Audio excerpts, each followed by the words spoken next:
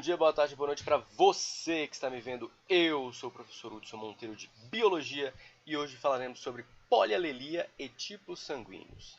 Pessoas, então este vídeo é uma continuação da nossa playlist de genética, onde já falamos sobre primeira lei de Mendel e análise de heredigramas e variações da primeira lei e algumas resoluções de questões. Então, clica no cardzinho que está aparecendo aí em cima que você vai acessar essa playlist, ver esse material. Depois volta para cá, porque agora a gente vai falar de polialelia. Então o negócio vai ficar um pouquinho mais complexo. Não muito, só um pouquinho. Beleza? Então, se você não viu os outros, vai lá, depois volta aqui. E nesse meio tempo, já aproveita e deixa um like aqui, se inscreve no canal se você não é inscrito e divulga para uma pessoa que quer aprender mais sobre genética. Dito isso, vamos para a nossa aula.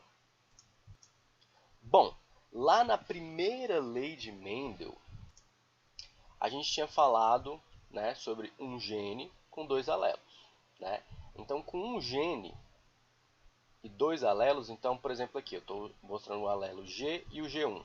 Então, eu posso ter GG, GG1 ou G1 e G1. Então, três possibilidades aí de genótipo pelo arranjo desses alelos. Mas será que sempre existem apenas dois alelos para cada locus gênico? A resposta que o Mendel mesmo percebeu é que não. Eu posso ter vários alelos, mais do que dois alelos diferentes. Então, por exemplo, aqui aqui em cima era G e G1, né? Aqui é G, G1 e G2. Então, com três alelos, olha o tanto de combinações que eu consigo. Então, eu posso ter G e G, G e G1, G e G2, isso aqui é novidade. G1 e G1, beleza. G1 e G2, isso aqui também é novidade. E G2 e G2. Então, eu saí de três genótipos com dois alelos, três possíveis combinações. Com três alelos, eu tenho agora seis possíveis combinações. Então, a resposta é não. Nem sempre só são dois alelos. Às vezes, eu tenho mais alelos para aquela característica. Né? A gente sempre vai ter, como nós somos diploides, sempre vai ter um alelo que veio da mãe e um alelo que veio do pai. Agora, as possibilidades de alelos na população é que são mais de duas. Beleza? Eu sempre vou pegar só dois, mas eu posso ter um universo maior de escolhas. Essa que é a ideia. Então, a polialelia é quando eu tenho diversos alelos para aquela característica. A gente vai ver alguns exemplos aqui que vai ficar melhor fixado na cabecinha de vocês. Bom, um exemplo clássico, né, sobre alelos múltiplos, polialelia, é na pelagem de coelhos. Né? Então, em coelhos, tradicionalmente, eu tenho aqui 4 alelos, que os outros surgiram por mutação. Então, você tinha aqui o alelo selvagem original, representado aqui pela letra C maiúscula, né, o Czão, que seria este indivíduo aqui, que é essa coloração que a gente chama de selvagem, agouti, uma cor mais terrosa. Daí você tem as mutações de alelos que surgiram. Né? Então, você tem aqui o alelo chinchila, que vai ser esse indivíduo aqui que tem essa coloração que parece uma chinchila, daí o nome. Você tem aquele do Himalaia, né, que ele parece um albino, mas tem algumas regiões da orelha e das patinhas que é preta, e o albino, né, que é aquele sem nenhuma pigmentação.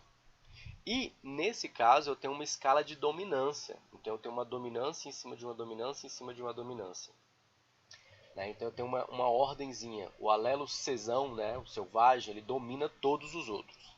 Aí, na sequência, vem o chinchila, o Himalaia e o mais recessivo de todos, que não domina ninguém, é o albino. Né? Então, a gente consegue montar uma tabelinha com base nisso. Então, quando eu enxergo um indivíduo selvagem, ele pode ser selvagem porque os dois alelos dele são para selvagem, ou porque um é para selvagem e o outro é chinchila, só que esse aqui dominou o outro, então eu vou enxergar ele selvagem. Ou ele pode ser selvagem Himalaia, mas aí esse Himalaia ficou suprimido, né, pelo selvagem. Ele pode ser inclusive até selvagem com albino, só que aí a característica selvagem vai predominar. Então eu tenho 4 possibilidades de genótipo para este fenótipo selvagem. Para o chinchila, o chinchila tem menos possibilidades, porque se tiver um Czão, já era. Então, para o chinchila, eu já tenho aqui ou é chinchila-chinchila, chinchila Himalaia ou chinchila albino. Para o Himalaia, menos possibilidades ainda, porque ele já não domina nem o selvagem nem o chinchila. Então, eu posso ter os dois alelos para Himalaia, ou Himalaia albino, e lá na ponta, o mais recessivo de todos, né, que não domina ninguém, a característica para albino. Né? Então, o albino sempre vai ser só um genótipo, uma possibilidade só, azinho, azinho. Então, você já pode imaginar que numa população normal, em condições naturais, eu vou ter muito mais selvagem do que albino. Ah, mas eu só vejo coelhinho branco. Sim, porque o coelho branco foi um fenótipo de interesse comercial. As pessoas acham bonito coelhinho branco, então reproduz coelho branco com coelho branco, aí só nasce coelho branco mesmo. Mas na natureza, em condições naturais de cruzamentos esporádicos e aleatórios, predominante vai ser o alelo que já tem as características mais dominantes, né? No caso selvagem. Beleza? Alternativas a isso vai ser por conta de seleção artificial, por cruzamentos que a gente fez, esses cruzamentos, enfim, ok? Tá, mas como que esse conteúdo ele é aplicado? Então, trouxe aqui para vocês uma questãozinha para a gente entender. Né? Então, nessa questãozinha ele está dizendo o seguinte, ó, as imagens mostram alguns fenótipos em coelhos. Sabendo-se que o alelo Czão determina a pelagem selvagem, o alelo CCH, né, que é o chinchila, determina a chinchila, o CH, Himalaia, e o CA, albino, e a ordem de dominância deles é essa, então Czão, chinchila, Himalaia, albino. Nem sempre a questão pode te dar a ordem, porque como esse é um exemplo clássico, vai ter questões que já vão te cobrar que você tenha memorizado essa sequência. Essa daqui foi gente boa, né? Já te deu a sequência ali. E aí vem o enunciado e ele diz o seguinte, olha só. Considere o cruzamento entre um macho, então, ó, entre um macho, CCH, e uma fêmea, Himalaia albino. Quais os possíveis fenótipos dos descendentes desse cruzamento? Então eu tenho que fazer um cruzamento, vamos fazer, a gente já aprendeu lá na aulazinha de cruzamentos, né, a primeira lei de Mendel, como é que eu faço aqui.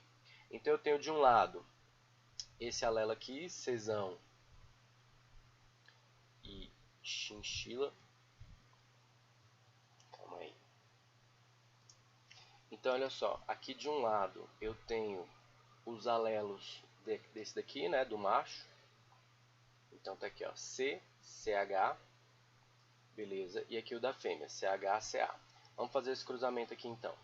Então vai ficar C, CH aqui, esse outro vai ser C, CH, CH, né, porque eu estou seguindo aqui a ordem que ele já tinha passado pra gente aqui em cima.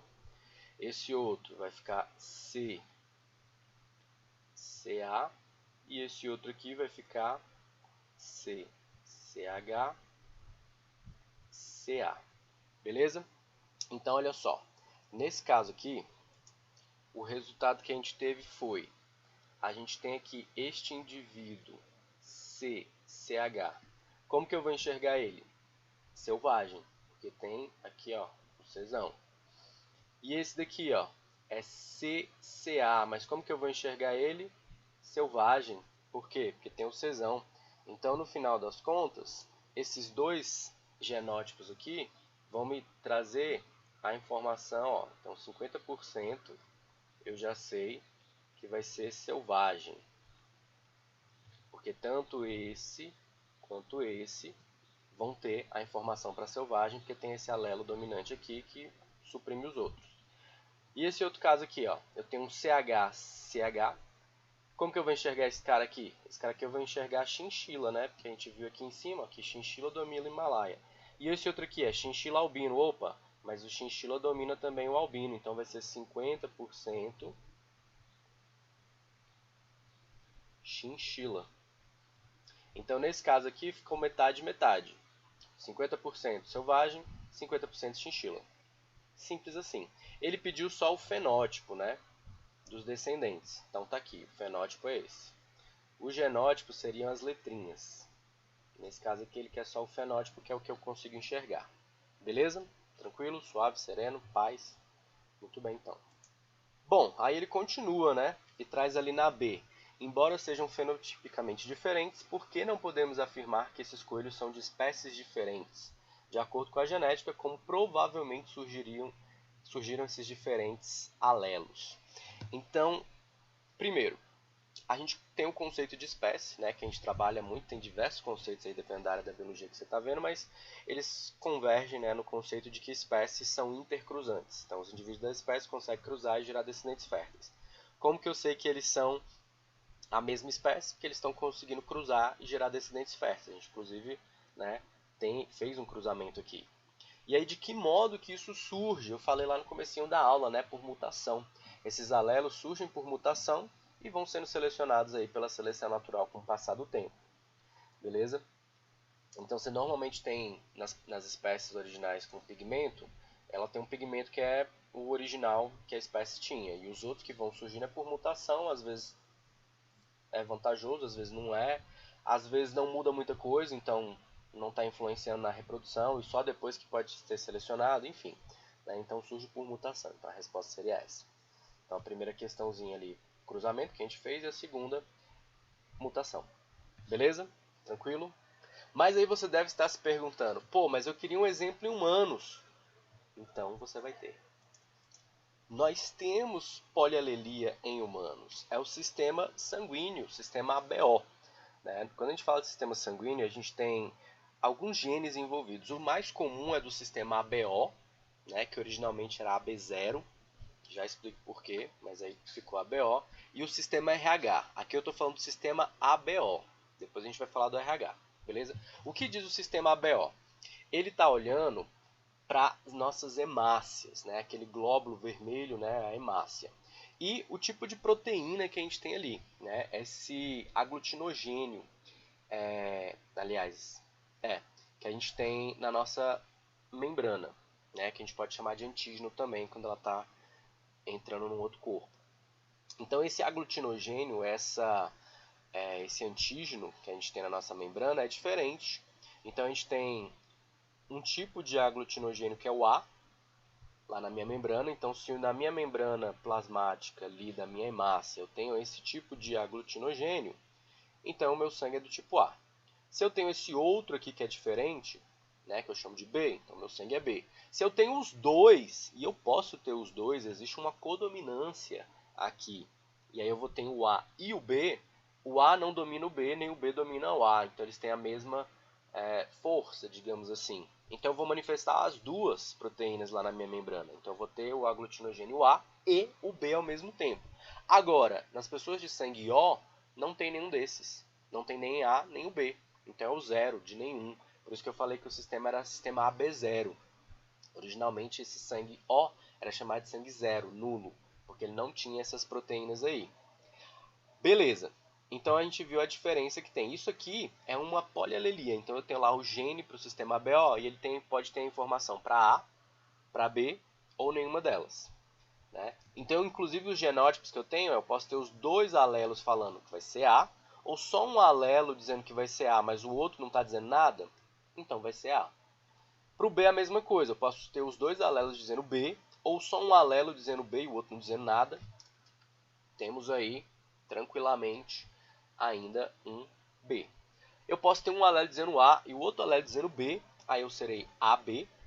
Ou eu posso ter um alelo dizendo nada e o outro alelo dizendo nada. Então, se não tem nada, não produziu nenhum, então eu sou do tipo O. Beleza? E aí vem um outro detalhe. Né? Quando a gente está falando de transfusão sanguínea, os tipos sanguíneos eles vão ser impactados por conta dessas aglutininas aí, por conta desses antígenos.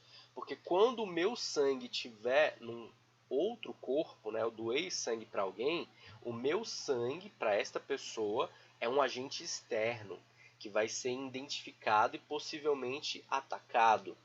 E aí que entra a questão da compatibilidade sanguínea.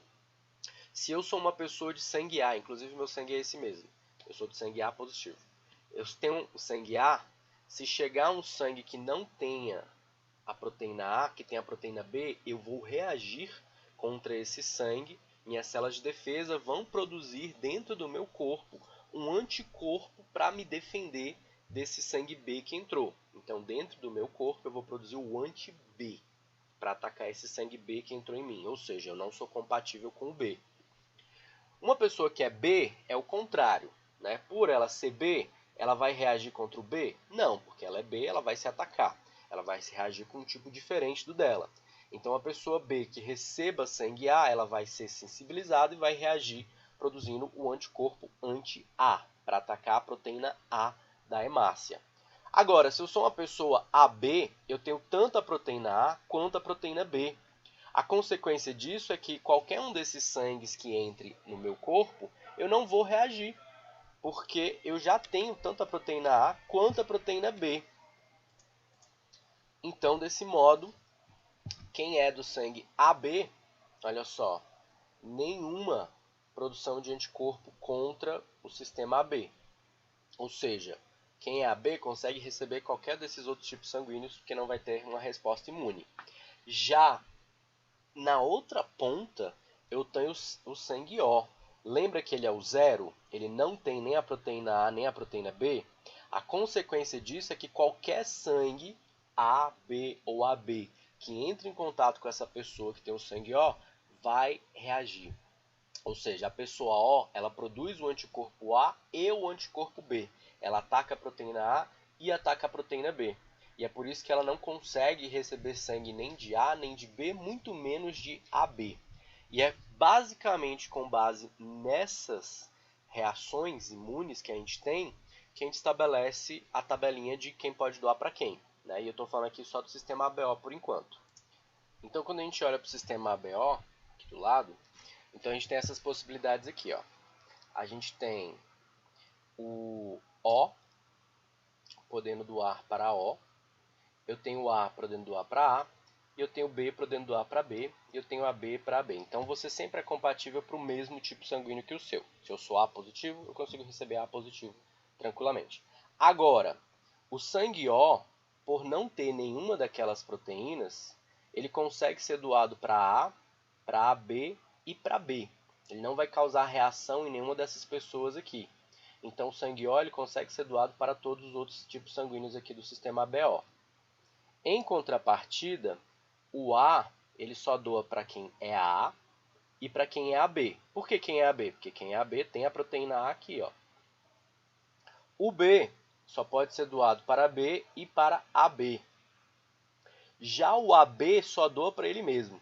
Por quê? Porque ele tem as duas proteínas. Se ele fosse doado para o B, ia reagir. Se ele fosse doado para o A, ia reagir. Então ele só consegue doar para ele próprio mesmo.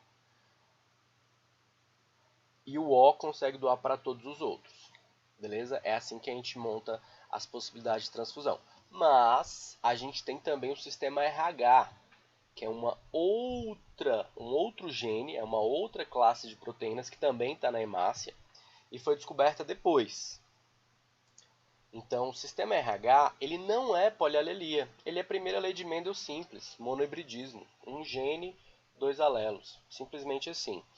Né? Então, ele tem ali o genótipo Rzão ou Rzinho, ou seja, se eu tenho o R maiúsculo, eu tenho o fator RH, eu tenho essa proteína do RH aí.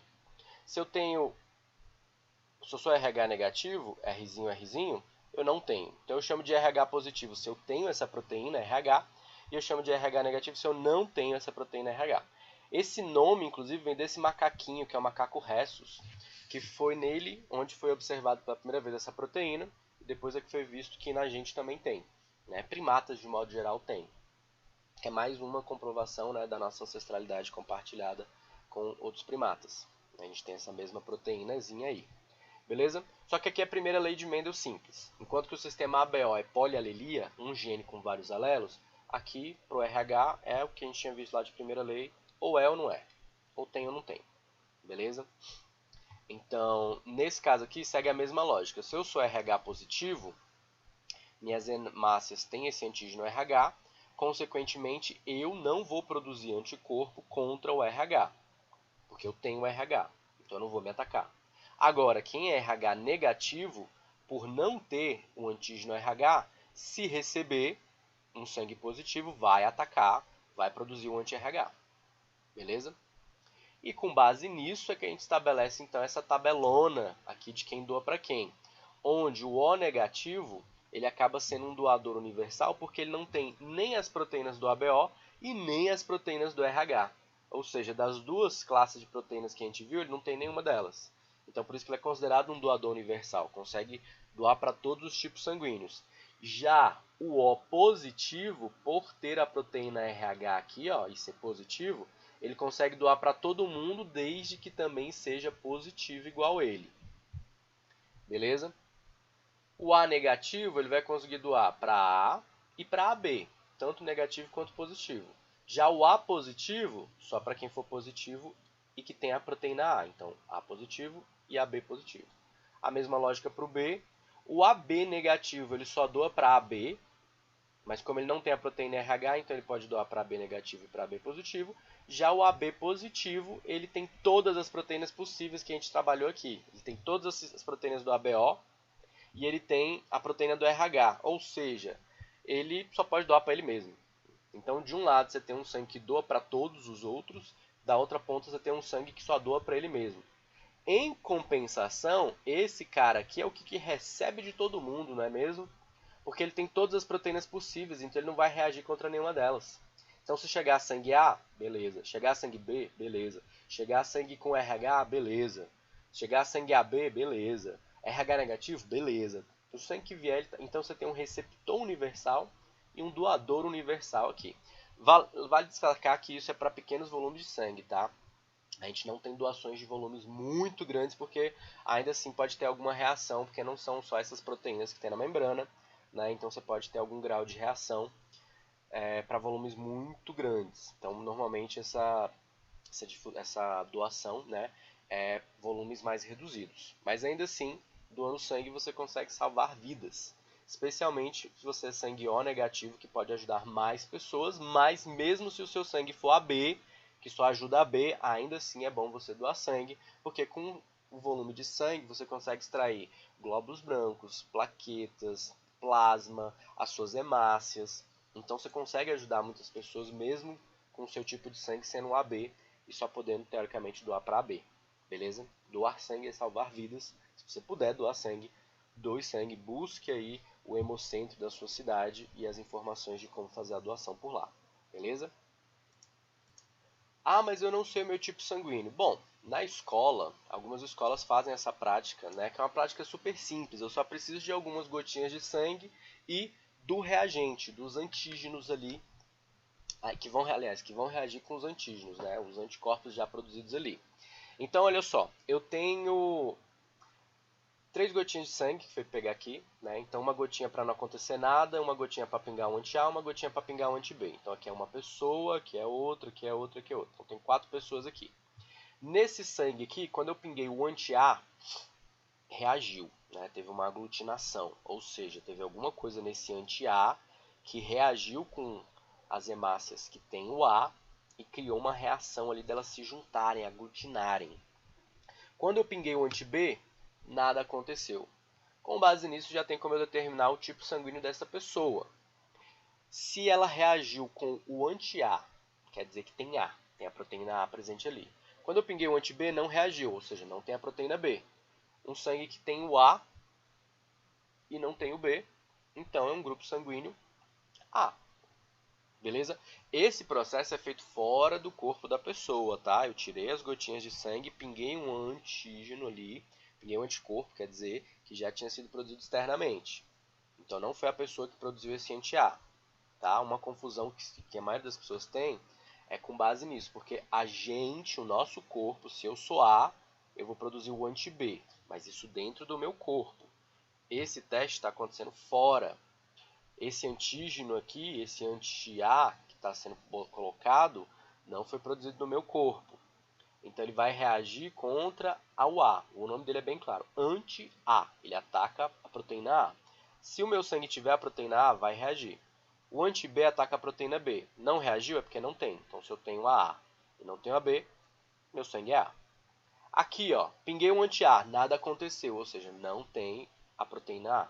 Quando eu pinguei o anti-B, reagiu, ou seja, tem a proteína B. Eu só tenho a B, não tenho a A, meu sangue é B. Pinguei o anti-A, reagiu. Pinguei o anti-B, reagiu também. Então eu tenho tanto a proteína A quanto a proteína B, logo o meu sangue ele é AB. Pinguei o anti-A, nada aconteceu. Pinguei o anti-B, nada aconteceu. Então eu não tenho nem A e nem B. Então eu sou o tipo 0, é o que a gente chama de O. Então, grupo sanguíneo O. Beleza? Professor, esse teste é definitivo? Não, existem aí variantes, né? Esse teste é só uma prática, tá? A tipagem sanguínea é feita em laboratório com reagentes mais fortes, um volume maior de sangue, uma análise mais minuciosa, porque às vezes pode dar um falso positivo, enfim. Né? Mas isso é só uma prática simples para a gente conseguir visualizar facilmente o tipo sanguíneo. Para o RH seria a mesma coisa, ia pingar um anti-RH, que podia reagir ou não, se reagisse é porque tem o RH, se não é porque não tem. Beleza? Tranquilo, suave, sereno. Então vamos pôr em prática isso aí que a gente acabou de ver? Bora lá? Então olha só, eu não vou nem ler o enunciado primeiro, vamos analisar direto isso daqui, né? Então a gente acabou de ver que tem como fazer um teste simples para determinar mais ou menos ali o tipo sanguíneo. Então aqui ele está me mostrando justamente isso, ele trouxe para a gente uma legenda, inclusive aqui embaixo, né? Então ele falou aqui, ó, que quando fica assim é porque não teve aglutinação, se ficar assim é porque aglutinou. Então vamos lá, por indivíduos. Então deixa eu botar uma barrinha aqui só para a gente separar. Então aqui é o teste de uma pessoa, aqui é o teste de outra pessoa, aqui de outra e aqui de outra. Beleza, então tem 4 pessoas aí fazendo esse teste. A primeira pessoa, ó, quando foi pingado, né, na primeira pessoa, quando foi pingado, o anti-A não reagiu, ou seja, não temos a proteína A aqui neste sangue. Quando pingou o anti-B, não reagiu, ou seja, não temos a proteína B nesse sangue. Qual é o sangue que não tem A e não tem B? Muito bem, o sangue O. Então a gente consegue já analisar que por esse teste aqui, essa pessoa deveria ser do tipo O. Beleza, esse primeiro aqui, reagiu no A, não reagiu no B. Significa que tem a proteína A, mas não tem a proteína B. Então essa pessoa tem o sangue do tipo A. E esse aqui, reagiu no A e reagiu no B. Ué, então tem A e também tem B. É o que a gente chama de AB. E essa outra aqui, não reagiu no A, mas reagiu no B. Então é uma pessoa do sangue tipo B. Beleza, só batemos o olho aqui e já fizemos isso. Agora sim vamos ali para o enunciado. Então a figura está ilustrando os resultados ali de 4 indivíduos para o sistema ABO. Beleza. Com base nisso, julgue os itens. Se receber a transfusão sanguínea do indivíduo 2, o indivíduo 4 vai ser capaz de produzir anticorpo. Ou seja, se eu tiver... Então, ó, vamos prestar atenção no que ele falou.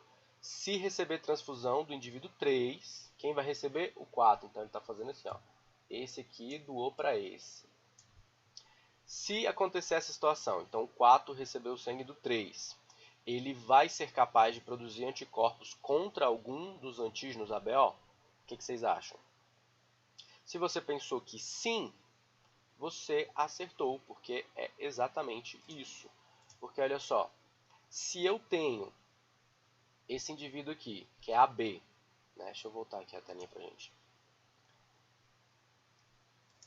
Então se eu tiver esse daqui, né, doando para esse, então a pessoa que recebeu o sangue B vai reagir contra a proteína B? Não, porque vai ser igual a ela. Agora, essa proteína A vai dar reação. Ou seja, ela vai ser capaz de produzir anticorpos contra algum dos antígenos? Sim, contra o antígeno A. Então, por isso que essa aqui está certa. Beleza? Vamos ver a próxima. Os filhos de um casal que apresente os tipos sanguíneos dos indivíduos 2 e 3, tá? Aqui é indivíduo 2 e indivíduo 3. Eles poderão ter o mesmo fenótipo do indivíduo 1, ou seja, se eu cruzar este com esse, pode ter algum filho que vai ser assim? Vamos ter que fazer o cruzamento. Vou fazer aqui rapidão já e a gente só analisa. Então, olha só de bater o olho aqui a gente já percebe que isso não é possível, porque olha só, esse cara aqui ele é AB, então o genótipo dele está aqui, ó, e A e B. Para CO, lembra que tem que ser os dois recessivos? Então seria Izinho e Izinho. Mesmo que esse daqui tivesse o Izinho, ó, eu tenho que receber um alelo que vem do pai e um alelo que vem da mãe. Vamos dizer que esse aqui é o pai. Ó, o pai não tem nenhum alelo recessivo para poder passar para esse filhote aqui. Então, a gente já consegue perceber que se o 2 e o 3 tentarem se reproduzir, eles não vão conseguir ter um filhote aqui, porque o indivíduo 3 não tem alelos recessivos, então já torna isso aqui impossível. Beleza? Então, já vimos que não dá nesse caso aqui. Então, está errado. Beleza? Vamos para a próxima. O indivíduo 1, aqui, ele é doador universal do grupo O, uma vez que ele não é capaz de produzir anticorpos contra antígenos ABO no receptor da transfusão. Ou seja, está dizendo que o O é doador universal porque quando ele é doado para uma pessoa, essa pessoa não vai reagir contra ele. Exatamente, né? Então essa daqui está certa, certíssima. Afinal, o sangue O não tem nem a proteína A nem a proteína B, então quem receber ele não vai reagir. Então tá tudo certo. Beleza? Próxima. O indivíduo 2 pertence ao grupo sanguíneo B. Opa, a gente já tinha feito isso aqui, ó. Já vimos que é do A. E ele pode ter esses genótipos aqui. Então, não.